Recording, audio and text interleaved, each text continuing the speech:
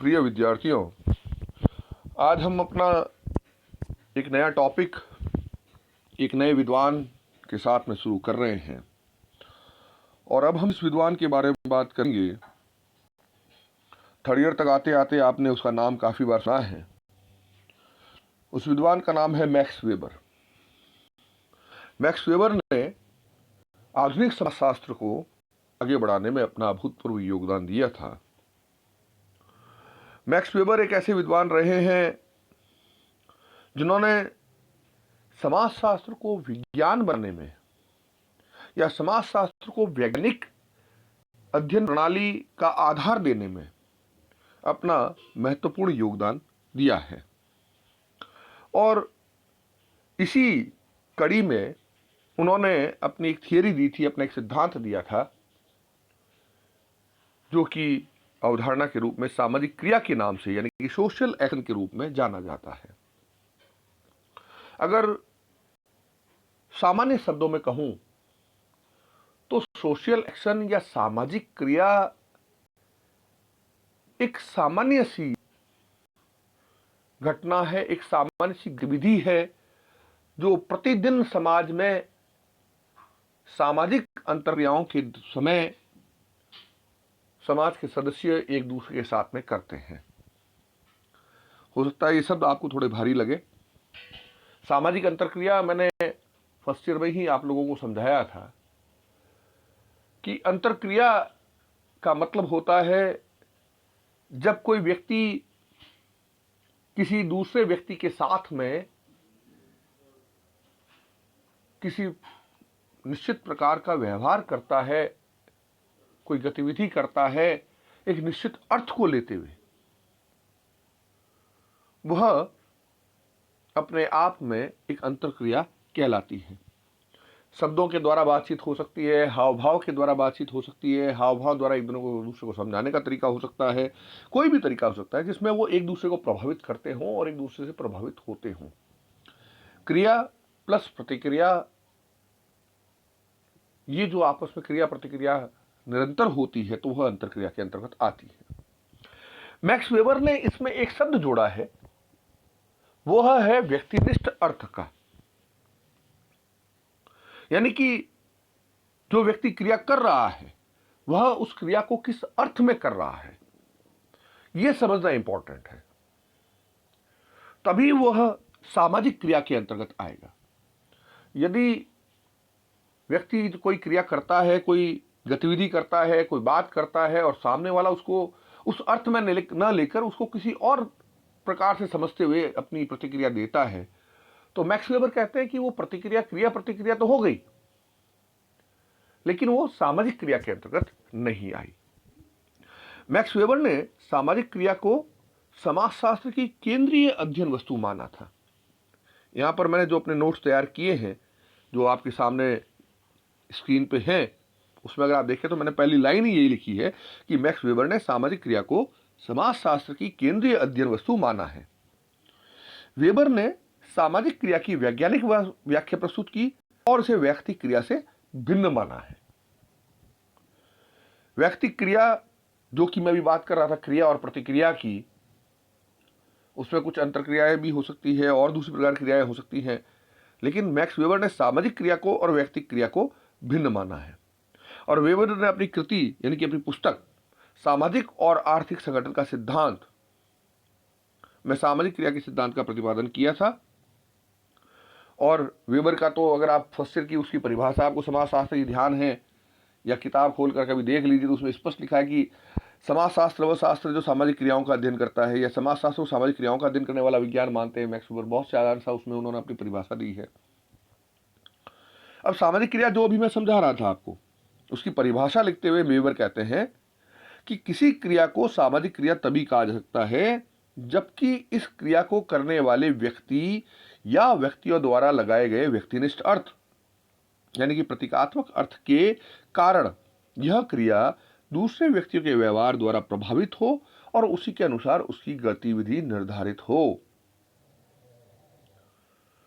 इस परिभाषा में बहुत स्पष्ट तौर पर यह संकेत दिया गया है कि कोई भी क्रिया सामाजिक क्रिया तभी कहलाती है जबकि उस क्रिया को करने वाले जो व्यक्ति है, या व्यक्ति, बहुत सारे व्यक्ति हो सकते हैं, एक व्यक्ति भी हो सकता है, व्यक्ति या व्यक्ति का मतलब यहाँ पर पुरुष से नहीं है, स्त्री पुरुष कोई भी हो सकता है, तो व्यक्ति या बच्चे भी हो सकते हैं, बूढ़े भी हो सकते हैं, तो व्यक्ति या व्यक्तियों द्वारा लगाए गए व्यक्तिनिष्ठ अर्थ, यानी कि जो उसका वास्तविक अर्थ है उसी अर्थ में लेते हुए यह क्रिया दूसरे व्यक्ति या के व्यवहारों द्वारा प्रभावित हो और उन्हीं के अनुसार उनकी गतिविधि निर्धारित हो, यानी कि एक दूसरे को प्रभावित करते हुए जो क्रियाएं की जाती है एक निश्चित अर्थ में, वही सामाजिक क्रिया के अंतर्गत आएगी। इसको अगर हम एक सूत्र के रूप में पिरोए, एक सूत्र के रूप में इसको देखें, तो यहां पर उसको समझना और भी आसान हो जाएगा। जैसे मैंने यहां पर एक सूत्र लिखा है, व्यवहार इन्वर्टेड कॉमा में, सॉरी ब्रैकेट में, गतिविधि प्लस कर्ता, यानी कोई व्यवहार हो रहा है, कोई गतिविधि हो रही है, उसको करने जोड़ा जाए किसके साथ में, उसके योग किसके साथ दिया जाए, कर्ता द्वारा दिया गया अर्थ इक्वल टू सामाजिक क्रिया। यानी कि कोई भी क्रिया जो की जाती है, गतिविधि जो की जाती है, उसमें कर्ता कौन सा अर्थ लगा रहा है, यानी कि जो गतिविधि करने वाला व्यक्ति है वो किस अर्थ में वह गतिविधि या व्यवहार करता है, उसको अगर सही ढंग से समझ लिया जाए और उससे प्रभावित होकर कोई क्रिया के वापस की जाए, गतिविधि वापस की जाए, व्यवहार वापस किया जाए, तो वह सामाजिक क्रिया में आएगा। शब्दों के जाल से इसको समझने के आधार पर के अलावा मैं एक उदाहरण आपको बहुत स्पष्ट तौर पर देता हूं। बहुत सीधी सी बात है, मैं आपको सीधे सीधे तौर पर पूछता हूं कि आपका नाम क्या है। आप जवाब देते हैं सर मेरा नाम ये है। मान लो अरिहंत है, सागर है, या उपाध्याय है, दादीज है, सॉरी, या कोई और गजराज है, या मनोज है, या जो भी हमारे स्टूडेंट हैं रेगुलर, क्या सर मेरा ये नाम है। इसमें क्या हो गया, व्यवहार भी हुआ, गतिविधि हुई, और कर्ता ने जो अर्थ दिया था कि आपका नाम क्या है, हमने उस अर्थ को समझते हुए अपना नाम वापस बता दिया कि सर मेरा नाम ये है। मैक्स वेबर कहते हैं ये सामाजिक क्रिया होगी, क्योंकि मेरे द्वारा की गई क्रिया से प्रभावित होकर उसी अर्थ को लेते हुए सामने वाले ने अपनी प्रतिक्रिया दी है, अपना व्यवहार किया है, वह सामाजिक क्रिया में आएगा। इसके विपरीत यदि मैं पूछूं आपका नाम क्या है और आप कहेंगे सर अभी तो 9:30 बजे है, क्रिया भी हुई, गतिविधि भी हुई, व्यवहार भी हुआ, प्रभावित भी होकर एक दूसरे से किया, एक दूसरे से बात भी हुई, सब कुछ हुआ, लेकिन व्यक्तिनिष्ठ अर्थ नहीं है। कर्ता द्वारा जो क्रिया की गई उसके अंतर्गत जो उसका भाव था, उसका अर्थ था, वो गायब है। इसलिए वह क्रिया होते हुए भी सामाजिक क्रिया में या सोशल एक्शन में नहीं आएगा। वेबर ने क्रिया, सामाजिक क्रिया को समझने के लिए निर्वचन पर बल दिया है। ये निर्वचन यानी कि गतिविधि अपने आप में निर्वचन के बिना अर्थहीन है। यदि बगैर अर्थ को समझकर, बिना अर्थ को समझे क्रिया की जाती है, वेबर कहते हैं वो अर्थहीन है, उसका कोई मतलब नहीं है। वेबर सामाजिक क्रियाओं के निर्वचन पर बल देता है, इसलिए ही उनके समाजशास्त्र को निर्वचनात्मक समाजशास्त्र, इंटरप्रिटेटिव सोशियोलॉजी कहा जाता है। इंटरप्रिटेटिव सोशियोलॉजी यानी कि निर्वचनात्मक समाजशास्त्र। अब यहां पर आपको बता दूं, आप चूंकि थर्ड ईयर में है, इस तरह के प्रश्नों को आप ध्यान में रखें, क्योंकि आगे अगर आप जाकर एमए करने के बाद में नेट वगैरह इत्यादि करने का प्रयास करते हैं या कंपटीशन में उतरते हैं किसी भी प्रकार के, तो वहां पर इस तरह के छोटे छोटे प्रश्न, जो डीप स्टडी जो होती है, थॉरो स्टडी जिसको हम कहते हैं, विस्तृत जो अध्ययन किया जाता है, उसमें ये छोटे छोटे प्रश्न बनते हैं। निर्वचनात्मक समाजशास्त्र की बात करने वाला कौन सा विद्वान है? Max weber. मैक्स वेबर ने कौन से समाजशास्त्र, किस प्रकार के समाजशास्त्र की व्याख्या की थी या बात की थी? तो निर्वचनात्मक समाजशास्त्र की। इंटरप्रिटेटिव सोशियोलॉजी क्या है?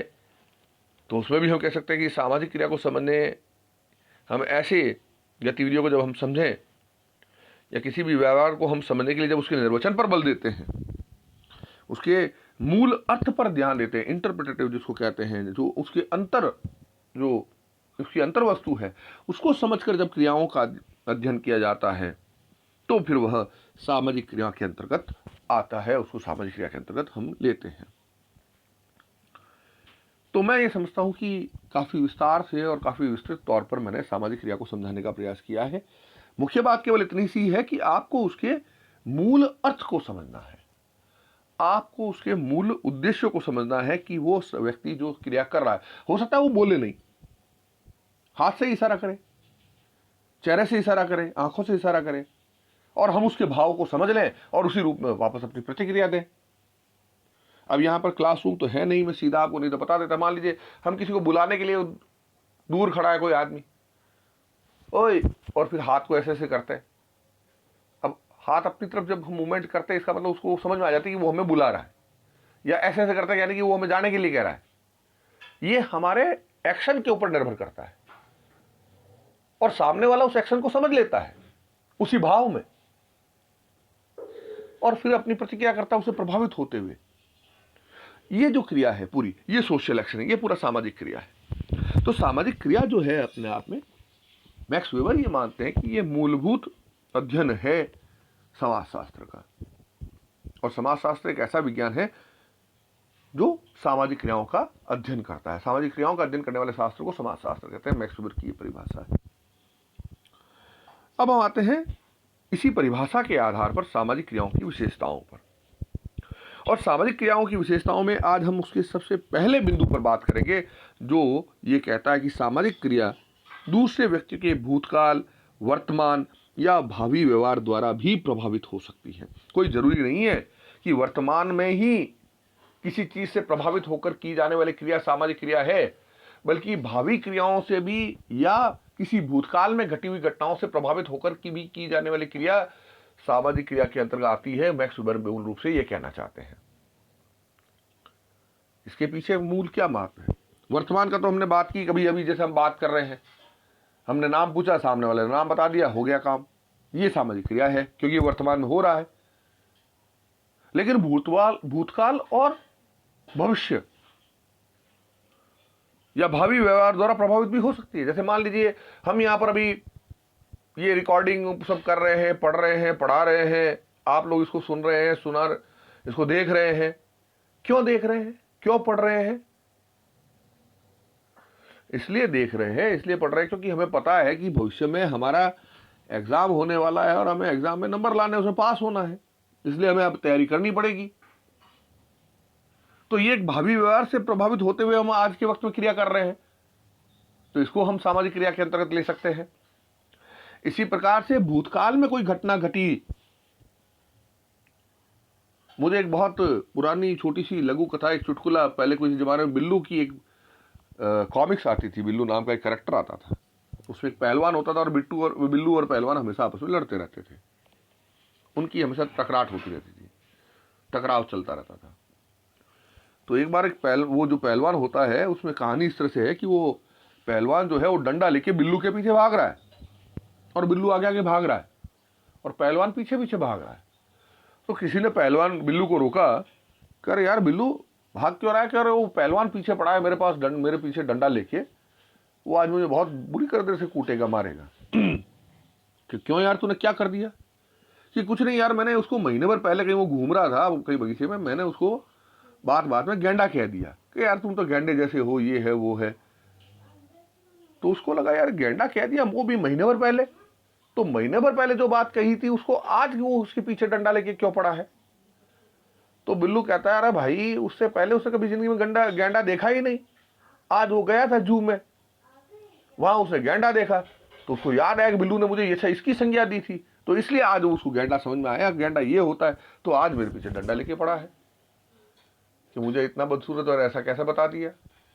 तो कहने का मतलब ये है कि भले ही एक हंसी मजाक की बात है, लेकिन मूल बात यह है कि भूतकाल में भी किसी घटना के आधार पर, यानी कि बदला लेने के लिए कई बार घटनाक्रम होते हैं कि इसने वैसे कर दिया था, आज मैं मौका मिला, आज मैं इसको मजा चखाता हूं। मैक्स वेबर कहते हैं यह भी एक सामाजिक क्रिया का ही स्वरूप है। किसी भविष्य में होने वाली घटना से प्रभावित होकर हम कोई काम कर रहे हैं, जैसे अभी मैंने उदाहरण दिया, एग्जाम के तैयारी के लिए हम आज ही तैयारी करना शुरू कर देते हैं, पढ़ते हैं, वो है, सब कुछ करते हैं, तो यह भविष्य में होने वाली घटना है, उससे प्रभावित होकर हम चूंकि घटना कर रहे हैं, तो अभी वह सामाजिक क्रिया में आएगी, क्योंकि वो व्यक्तिनिष्ठ अर्थ है उसमें। और वर्तमान में की जाने वाली घटना जिसमें व्यक्तिनिष्ठ अर्थ को समझते हुए दूसरे व्यक्ति की क्रियाओं से प्रभावित होते हुए कोई क्रिया की जाती है तो उसे हम सामाजिक क्रिया के अंतर्गत लेंगे। कुल मिलाकर इस रूप में अगर हम देखें तो हम सामाजिक क्रिया की इस परिभाषा और इस पहली जो इसकी विशेषता है उसके आधार पर मैं समझता हूँ सामाजिक क्रिया को हमें समझने में काफ़ी आसानी होगी। दूसरा है कि प्रत्येक प्रकार की सामाजिक क्रिया जो है वो सामाजिक क्रिया नहीं होती है। ये थोड़ी इसमें 2-3-4 अलग अलग व्याख्याएं हैं, हम उन व्याख्याओं के ऊपर अपने नेक्स्ट वीडियो पर बात करेंगे। आज के लिए इतना ही काफ़ी है।